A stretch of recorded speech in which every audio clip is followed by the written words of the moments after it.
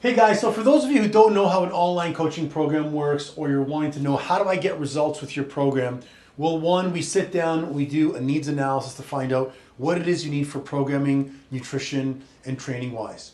Next, we start ironing out what areas of mindset do we need to work with you on to help get you over, because sometimes people are really stuck and overwhelmed with just starting a fitness program. And then we actually get you in line with a program that you can follow daily that's got training programs, videos, exercise routines, nutritional program. And then on a bi-weekly basis, you will do your check-ins on your own and log your weight and your body fat percentage and your changes in measurements. And then we'll have a call every 2 weeks to find out where you are and how to break those plateaus. Do we change your calories? Do we change your carbs? Do we change the workout you're doing? Do we increase or decrease the intensity? Do we add an extra day of walking to your program? So those are some of the things that we work with, and those are the variables we work with to get your results.